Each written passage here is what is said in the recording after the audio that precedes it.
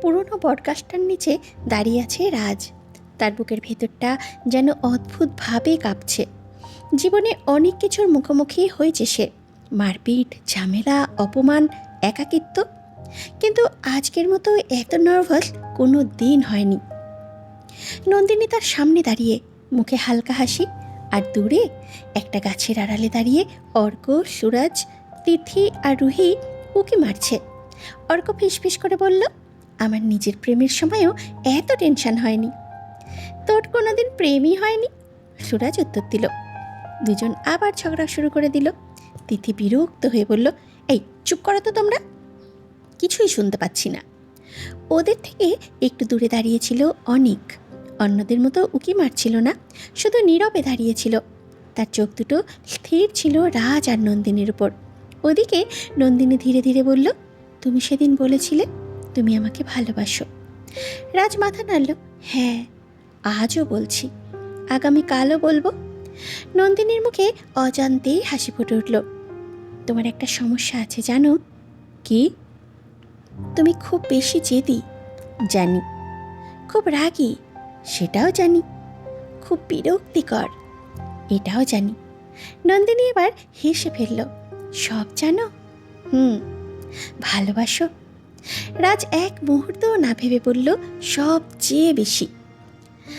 নন্দিনীর হাসিটা ধীরে ধীরে থেমে গেল, তার চোখ দুটো ভিজে উঠল। সে আস্তেই করে বলল, আমার বাবা সবসময় বলতেন, যে মানুষ তোমার দিকের ভালো দিকের চেয়ে খারাপ দিকগুলো জেনেও তোমাকে গ্রহণ করবে, সেই মানুষটাকে কখনো হারাতে নেই। রাজ নিঃশ্বাস আটকে শুনছে। নন্দিনী মৃদু হেসে বলল, তাই আমিও আর তোমাকে হারাতে চাই না। কয়েক সেকেন্ড রাজ বুঝতেই পারল না কথাটার মানে। তারপরে হঠাৎ চোখ বড় হয়ে গেল। মানে? নন্দিনী মাথা নিচু করে বলল, মানে আমিও তোমাকে ভালোবাসি রাজ। এক মুহূর্তের জন্য যেন পৃথিবী বদলে গেল। তারপর দৌড়ে দাঁড়িয়ে থাকা অর্ক হঠাৎ লাফিয়ে উঠল, ইয়েস, হয়ে গেছে। সুরাজ তার মুখ চেপে ধরল, ধুর, ওরা শুনে ফেলবে তো। রুহি আর তিথি হাসতে হাসতে শেষ, আর রাজ, সে এখনও বিশ্বাস করতে পারছে না নন্দিনী সত্যিই তাকে ভালোবাসে। যে মেয়েটার সাথে প্রথম দেখা হয়েছিল ঝগড়া দিয়ে, আজ সেই মেয়েটাই তার জীবনের সবচেয়ে সুন্দর সত্যি। কিছুক্ষণ পর নন্দিনী মুচকি হেসে বলল, এখনও দাঁড়িয়ে থাকবে নাকি কিছু বলবে? রাজ মাথা চুলকে বলল, আসলে আমি তো এত দূর পর্যন্ত প্ল্যান করিনি। নন্দিনী হো হো করে হেসে উঠল, আর সেই হাসিটা দেখে রাজের মনে হলো, এই হাসিটা দেখার জন্য সে পুরো পৃথিবীর সাথে লড়াই করতে পারবে। দূরে দাঁড়িয়ে অনেকও হাসল, একটা শান্ত পরিপূর্ণ হাসি। অর্ক এসে তার কাঁধে হাত রাখল। হয়ে গেল? অনেক ধীরে মাথা নাড়ল, হ্যাঁ, হয়ে গেল।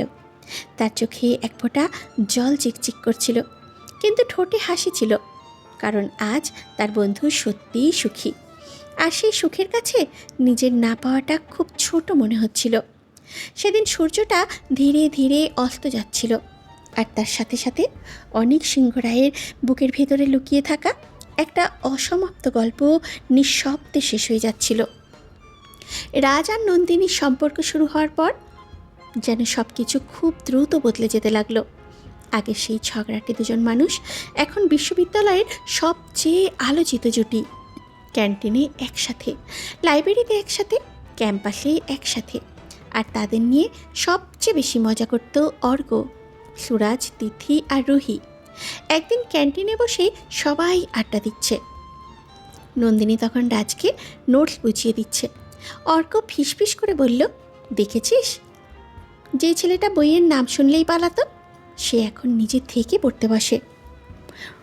সুরাজ বলল, ভালোবাসার শক্তি। সবাই হেসে উঠল। রাজ মুখ গম্ভীর করে বলল, চুপ কর। নন্দিনীর সঙ্গে সঙ্গে বলল, ওদের চুপ করতে বলার আগে অ্যাসাইনমেন্ট কমপ্লিট করো। সবাই আবার হেসে উঠল। পাশে বসে থাকা অনেক চুপচাপ দৃশ্যটা দেখছিল, মুখে হাসি, কারণ সত্যিই নন্দিনী আসার পর রাজ বদলে গেছে, খুব বদলে গেছে। এরপরে দেখতে দেখতে ফাইনাল ইয়ারও শেষ হয়ে গেল। শেষ দিনের বিদায় অনুষ্ঠানে সবাই খুব আবেগপ্রবণ। 3 বছরের বন্ধুত্ব, 3 বছরের হাসি, কান্না, ঝগড়া, স্মৃতি সব যেন চোখের সামনে ভেসে উঠছে। তিথি কাঁদছে, রুহির চোখেও জল। অর্ক বলল, এইভাবে কাঁদলে তো মেকআপ নষ্ট হয়ে যাবে। তিথি সঙ্গে সঙ্গে একটা ফাইল ছুঁড়ে মারল। সবাই হেসে উঠল, কিন্তু হাসির মাঝেও চোখগুলো ভিজে উঠছিল, কারণ তারা জানতো এই দিনগুলো আর কখনো ফিরে আসবে না। বিশ্ববিদ্যালয়ের জীবন শেষ হওয়ার 6 মাস পর এক সন্ধ্যায় সবাই আবার একসাথে হলো।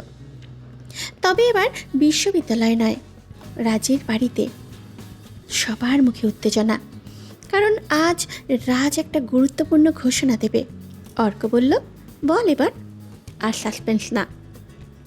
রাজ মুচকি হেসে নন্দিনীর হাতটা ধরল, এরপরে বলল, আগামী মাসে আমাদের এঙ্গেজমেন্ট। মুহূর্তের মধ্যেই চারপাশে উল্লাস পড়ে গেল। তিথি আর রুহি নন্দিনীকে জড়িয়ে ধরল। সুরাজ রাজকে শক্ত করে জড়িয়ে ধরল। অর্ক বলল, অবশেষে পৃথিবীর 8ম আশ্চর্য ঘটে গেছে। সবাই হেসে উঠল, শুধু অনেক চুপচাপ দাঁড়িয়ে হাসছিল। রাজ এগিয়ে এসে বলল, তুই কিছু বলছিস না কেন? অনেক তার কাঁধে হাত রেখে বলল, তোর জন্য আমি খুব খুশি, সত্যিই খুব খুশি। 1 মাস পর ধুমধাম করে এঙ্গেজমেন্ট হয়ে গেল। আর তার কয়েক মাস পর রাজ আর নন্দিনীর বিয়ে। লাল বেনারসিতে নন্দিনীকে দেখে সবাই মুগ্ধ। অর্ক ফিসফিস করে বলল, রাজ, তুই সত্যিই খুব ভাগ্যবান। রাজ মুচকি হেসে বলল, জানি। বিয়ের পর সব আয়োজনের দায়িত্ব কাঁধে তুলে নিয়েছিল অনেক। কেউ বুঝতে না পারলেও নিজের ভালোবাসার মানুষটার বিয়ের প্রতিটা মুহূর্ত সে নিজেই নিখুঁত করে সাজিয়েছিল। সব আচার অনুষ্ঠান শেষ। নন্দিনী বিয়ে বিদায় নেওয়ার আগে একবার সবার সাথে দেখা করেছে। অর্ক, সুরাজ, তিথি, রুহি সবার চোখেই জল। হঠাৎ নন্দিনী অনেকের সামনে এসে দাঁড়ালো। কিছু বলবে না? অনেক কয়েক সেকেন্ড চুপ করে রইল। তারপরে মৃদু হেসে বলল, আজ আমি কোনো বন্ধুকে বিদায় দিচ্ছি না। আজ আমি আমার সবচেয়ে প্রিয় 2জন মানুষকে তাদের নতুন জীবনের পথে এগিয়ে যেতে দেখছি। মনে রাখিস রাজ, মানুষ ভালোবাসার মানুষকে নিজের করে পায় না সবসময়, আর পেলেও তাকে ধরে রাখতে পারে না সবাই। তুই পেয়েছিস, তাই কোনো দিন ওর চোখে জল আসতে দিবি না। এই বলে সবাইকে হাসি মুখে বিদায় জানিয়েছিল। নন্দিনী আর রাজের যাওয়ার দিকে তাকিয়ে রইল অনেক। তার মনের ভিতরে কি চলছে একমাত্র সেই জানে। নিজের ভালোবাসার মানুষকে নিজের ভাই সমান বন্ধুর স্ত্রী হিসাবে দেখে তার বুকের ভেতরটা চিনচিন করে উঠল। 2 চোখ জলে ভিজে আসছে। তবুও হাসি মুখে মনে মনে বলল, সব ভালোবাসার গল্প নিজের কাছে এসে শেষ হয় না। কিছু ভালোবাসা দূর থেকে দাঁড়িয়েই প্রার্থনা করে, সুখে থাকিস তোরা। এরপরে কেটে গেল আরও 2 বছর। সবাই নিজের নিজের জীবনে ব্যস্ত হয়ে পড়ল। অর্ক আর তিথির বিয়ে হয়ে গেছে। সুরাজ আর রুহিও একসাথেই নতুন জীবন শুরু করেছে। আর রাজ ও নন্দিনী, তারা নিজেদের ছোট্ট পৃথিবী নিয়ে ভীষণ সুখী। এক বর্ষার রাতে হাসপাতালের বাইরে পায়চারি করছে রাজ, চোখে মুখে উদ্বেগ। আর তার পাশে দাঁড়িয়ে আছে অনেক। হঠাৎ অপারেশন থিয়েটারের দরজা খুলে গেল। একজন নার্স বেরিয়ে এসে হাসি মুখে বললেন, কংগ্রাচুলেশনস, আপনার কন্যা সন্তান হয়েছে। রাত যেন কয়েক সেকেন্ড নিঃশ্বাস নিতেই ভুলে গেল। তারপরে ছুটে ভেতরে ঢুকে গেল। কিছুক্ষণ পর একটা ছোট্ট গোলাপি কম্বলে মোড়ানো শিশুকে কোলে নিয়ে দাঁড়িয়ে আছে সে। তার চোখ ভিজে গেছে। দেখ অনেক, আমার মেয়ে। অনেক শিশুটার দিকে তাকালো। ছোট্ট 2 হাত, ছোট্ট মুখ। শিশুটি হঠাৎ তার আঙুল শক্ত করে ধরে ফেলল। মুহূর্তেই অনেকের বুকের ভেতরটা কেমন যেন হয়ে গেল। নন্দিনী ক্লান্ত মুখে হেসে বলল, নামটা কিন্তু তুমিই রাখবে অনেক। আমি? হ্যাঁ। রাজও মাথা নাড়ল। অনেকক্ষণ ছোট্ট শিশুটার দিকে তাকিয়ে রইল। তারপরে মৃদু হেসে বলল, রিমঝিম। বর্ষার মতো নরম, বৃষ্টির মতো। রিমঝিম। নন্দিনী আর রাজ একসাথে বলল, খুব সুন্দর। আর সেই দিন কেউ জানত না এই ছোট্ট মেয়েটাই একদিন তাদের সবার জীবনের সবচেয়ে বড় কারণ হয়ে উঠবে। কফি শপে বসে আকাঙ্ক্ষা স্তব্ধ হয়ে সব শুনছিল। তার চোখের সামনে যেন একটা একটা করে ছবি ভেসে উঠছে। রাজ, নন্দিনী, অনিক, রিমঝিম, এতদিন যাদের সম্পর্কে কিছুই জানতো না, আজ তাদের জীবনের গল্প শুনে বুকের ভেতরটা কেমন ভারী হয়ে উঠছে। তিথি ম্যাম মৃদু হেসে বললেন, রিমঝিম জন্মানোর দিনটা ছিল আমাদের জীবনের সবচেয়ে আনন্দের দিনগুলোর একটা। আকাঙ্ক্ষা নিঃশব্দে শুনছে। রুহি ম্যামের ঠোঁটে হালকা হাসি ফুটে উঠল। মেয়েটা জন্মানোর পর আমরা সবাই পাগল হয়ে গিয়েছিলাম ওকে নিয়ে। তিথি ম্যাম বললেন, বিশেষ করে অনিক। সুরত স্যার হেসে বললেন, আকাঙ্ক্ষার চোখ অজান্তেই নরম হয়ে এলো। অর্ক আবার বলতে শুরু করলেন, 3 দিন পর হাসপাতাল থেকে নন্দিনী আর রিমঝিমকে বাড়িতে নিয়ে আসার কথা ছিল। আমরা সবাই সকাল থেকেই ব্যস্ত। রাজের বাড়িটা সাজানো হচ্ছিল। দরজার সামনে বড় করে লেখা, ওয়েলকাম প্রিন্সেস রিমঝিম। রঙিন বেলুন, ছোট্ট ছোট্ট আলো, ফুলের মালা, সবকিছু যেন উৎসবের মতো। তিথি আর রুহি ছোট্ট রিমঝিমের জন্য আনা জামা কাপড় গুছিয়ে রাখছিল। অর্ক চেয়ারের উপরে দাঁড়িয়ে ব্যানার লাগাচ্ছিল। সুরাজ কেক আনতে গিয়েছিল, আর অনিক সে বারবার ঘড়ির দিকে তাকাচ্ছিল। রাজকে অন্তত 10 বার ফোন করেছে। শেষমেশ ফোনটা ধরতেই বলল, কোথায় তোরা? ওপাশ থেকে রাজের হাসির শব্দ, আরে বাবা আসছি তো, আর 10 মিনিট। তুই এত টেনশন করছিস কেন? তোর রিমঝিম তোর কাছেই তো আসছেই নাকি? এই বলে হাসতে লাগলো। পাশ থেকে নন্দিনীর হাসির শব্দ ভেসে এলো। সত্যিই তো, রিমঝিমকে নিয়ে সবচেয়ে বেশি উত্তেজিত অনিকই। অনিক হেসে বলল, বেশি কথা না বলে তাড়াতাড়ি আয়, সবাই অপেক্ষা করছে। ঠিক আছে, দেখা হচ্ছে একটু পর। ফোন কেটে গেল। কেউ জানতো না ওটাই হবে তাদের শেষ স্বাভাবিক কথা। এদিকে বাড়িতে সবাই অপেক্ষা করছে। সময় পেরিয়ে যাচ্ছে, 10 মিনিট, 15 মিনিট, 20 মিনিট। অর্ক বলল, এত দেরি করছে কেন? সুরাজ বলল, হয়তো ট্রাফিক। ঠিক তখনই অনিকের ফোনটা বেজে উঠল। একটা অচেনা নাম্বার। অনিক ফোনটা কানে তুলল। হ্যালো। ওপাশ থেকে কাপা গলা, আপনি কি মিস্টার অনিক সিংহ রায়? জি বলছি। কয়েক সেকেন্ডের নীরবতা, তারপরে, একটা রোড অ্যাক্সিডেন্ট হয়েছে। গাড়ির ভিতরে থাকা একজনের ফোনে আপনার নাম্বার এমার্জেন্সি কন্ট্যাক্ট হিসাবে ছিল। অনিকের মুখের রং মুহূর্তে বদলে গেল। কি বলছেন? কোথায়? ওপাশের কথা শুনতে শুনতে তার হাত কাঁপতে শুরু করলো। ফোনটা প্রায় হাত থেকে পড়ে যাচ্ছিল। অর্ক ছুটে এলো। কি হয়েছে? সুরাজও উঠে দাঁড়ালো। অনিক কিছু বলতে পারছিল না। তার চোখ দুটো ফাঁকা হয়ে গেছে। কয়েক মুহূর্ত পর সে বলল, রাজদের অ্যাক্সিডেন্ট হয়েছে।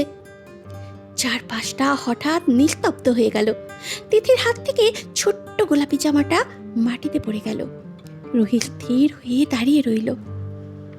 অর্কের মুখ থেকে কোনো শব্দ বের হলো না। সুরাজ শুধু বলল, এখনই যেতে হবে আমাদের। পরের কয়েক মিনিট যেন দুঃস্বপ্নের মতো কেটে গেল।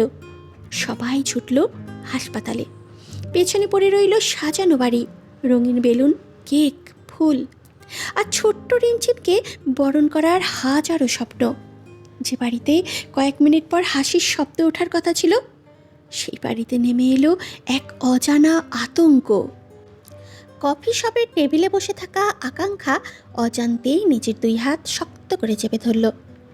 অর্ক স্যারের গলাটা ভারী হয়ে এসেছে। রুহি ম্যাম চুপচাপ নিচের দিকে তাকিয়ে আছেন। তিথি ম্যামের চোখও ভিজে উঠেছে। কিছু স্মৃতি মানুষ কখনো ভুলতে পারে না, যত বছরই কেটে যাক না কেন। হাসপাতালে পৌঁছাতে আমাদের প্রায় 40 মিনিট লেগেছিল, কিন্তু সেই 40 মিনিট আজও মনে হয় যেন একটা যুগ। সুরাজ স্যার মৃদু গলায় বললেন, পুরো রাস্তা জুড়ে অনেক একটা কথাও বলেনি, শুধু জানালার বাইরে তাকিয়েছিল আর বারবার রাজকে ফোন করছিল। যদিও আমরা জানতাম ওপাশ থেকে আর কেউ ফোন ধরবে না। আকাঙ্ক্ষার বুকটা মোচড় দিয়ে উঠল। অর্ক আবার বলতে লাগলেন, হাসপাতালে পৌঁছে আমরা জানতে পারি গাড়িটার সাথে একটা ট্রাকের মুখোমুখি ধাক্কা লাগে। রাজ গাড়ি ঘুরিয়ে নন্দিনী আর রিমঝিমকে বাঁচানোর চেষ্টা করেছিল, সেই জন্য আঘাতের বেশিরভাগটাই ও নিজের দিকে নিয়েছিল। ডক্টর একটু আগেই বলে দিয়েছেন, আমরা যথাসাধ্য চেষ্টা করছি, কিন্তু প্রস্তুত থাকুন। কথাটা শোনার পর থেকেই কারো মুখে কোনো কথা নেই। ঠিক তখনই এক নার্স এসে বলল, পেশেন্টরা আপনাদের দেখতে চাইছেন। ঘরে ঢুকতেই সবাই থমকে গেল। তিথি চোখ মুছলেন। রিমঝিম অলৌকিকভাবে বেঁচে গিয়েছিল, কারণ নন্দিনী শেষ মুহূর্ত পর্যন্ত ওকে বুকের মধ্যে জড়িয়ে রেখেছিল। আকাঙ্ক্ষার চোখে জল এসে গেল। সে বলল, তারপর? অর্ক একটা দীর্ঘশ্বাস ফেললেন। তারপর আমরা আইসিইউতে ঢুকি। অনেকের বুকের ভেতরে শুধু একটাই প্রার্থনা, ঈশ্বর, আমার কিছু লাগবে না, শুধু ওদের দুজনকে বাঁচিয়ে দাও। একই রুমে পাশাপাশি দুটো বেডে শুয়ে আছে রাজ আর নন্দিনী। দুজনের শরীরেই অসংখ্য আঘাতের চিহ্ন। ডাক্তাররা ইতিমধ্যেই বলে দিয়েছেন সময় খুব কম। অর্ক, সুরাজ, তিথি, রুহি আর অনেক, পাঁচজনই নিঃশব্দে দাঁড়িয়ে। কারো চোখে জল থামছে না। ঠিক তখনই একজন নার্স ছোট্ট রিমঝিমকে নিয়ে ভেতরে ঢুকলেন। মাত্র কয়েকদিনের বাচ্চা, গভীর ঘুমে আচ্ছন্ন। নন্দিনী কাপা হাতে মেয়ের গালে আলতো স্পর্শ করল। তার চোখ বেয়ে টপ টপ করে জল পড়ছে। আমার মেয়েটাকে আমি ঠিকমতো কোলে করেও নিতে পারলাম না। রাত চোখ বন্ধ করে ফেলল, কারণ এই দৃশ্যটা সে সহ্য করতে পারছিল না। কিছুক্ষণ পর সে কষ্ট করে বলল, অর্ক, সুরাজ, অনেক, তোরা তো আমার ভাইয়ের মতো ছিলি সবসময়, আজ একটা শেষ অনুরোধ রাখবি? অর্ক ফুপিয়ে উঠল, চুপ কর রাজ, তোদের কিছু হবে না। রাজ দুর্বল হেসে বলল, মিথ্যে সান্ত্বনা দিস না, আমরা জানি আমাদের সময় ফুরিয়ে আসছে। ঘরের ভেতরে আবার নীরবতা। রাজ ধীরে ধীরে বলল, রিমঝিমকে কখনো একা হতে দিবি না। ও যেন কোনো দিন না ভাবে ওর বাবা মা নেই। সুরাজ চোখ মুছতে মুছতে মাথা নাড়ল। তিথি আর রুহি কান্নায় ভেঙে পড়ল। ঠিক তখন নন্দিনী খুব কষ্ট করে হাত বাড়ালো। তার হাতটা গিয়ে থামল অনেকের হাতে। অনেক কষ্টে সে বলল, অনেক, তুমি তো সব সময় আমাদের আগলে রেখেছ, আজ একটা শেষ দায়িত্ব দিয়ে যাচ্ছি। অনেক মাথা নিচু করে দাঁড়িয়ে, চোখের জল মেঝেতে পড়ছে। নন্দিনী মৃদু হেসে বলল, আমি জানি আমাদের মেয়ের জন্য ঈশ্বরের কাছে যদি কাউকে বেছে নিতে বলা হতো, তাহলে তিনিও তোমাকে বেছে দিতেন। অনিক আর নিজেকে সামলাতে পারল না। সে হাঁটু গেড়ে বসে পড়ল। নন্দিনীর হাত দু হাতে শক্ত করে ধরে বলল, প্লিজ এসব বলো না, তোমরা দুজনেই ভালো হয়ে যাবে। আমরা আবার সবাই একসাথে বাড়ি ফিরব। রাজ মৃদু হাসল। দেখলে নন্দিনী, এখনো ছেলেটা মিথ্যে বলতে শেখেনি। নন্দিনীর ঠোঁটেও ফিকে হাসি ফুটল। তারপর নার্সের কোলে থাকা ছোট্ট রিমঝিমকে অনেকের দিকে বাড়িয়ে দিল। অনেক কাপা হাতে মেয়েটাকে কোলে নিল। ছোট্ট রিমঝিম ঘুমের মধ্যে তার আঙুল শক্ত করে ধরে ফেলল। সেই মুহূর্তে রাজ আর নন্দিনী একে অপরের দিকে তাকালো। তাদের চোখে আর কোনো ভয় নেই, শুধু এক রাস শান্তি। কারণ তারা জানতো তাদের সবচেয়ে মূল্যবান সম্পদটা সঠিক মানুষের হাতেই তুলে দিতে পেরেছে। মেয়েটা নিশ্চিন্তে ঘুমাচ্ছে, কিছুই জানে না। রাজ অনেকক্ষণ মেয়ের দিকে তাকিয়ে রইল। তারপরে হঠাৎ বলল, জানো নন্দিনী, আমি ছোটবেলায় সব সময় ভাবতাম আমার যদি একটা পরিবার থাকতো। নন্দিনীর চোখ ভিজে উঠল। রাজ হাসল। ঈশ্বর দেরিতে হলেও দিয়েছিল, খুব অল্প সময়ের জন্য। অনেক সঙ্গে সঙ্গে বলল, রাজ। রাজ মাথা নাড়ল, না ভাই, আজ আমাকে বলতে দে। তারপরে সবার দিকে তাকালো। তোরা জানিস আমার জীবনে সবচেয়ে বড় পাওয়া কে? কেউ উত্তর দিল না।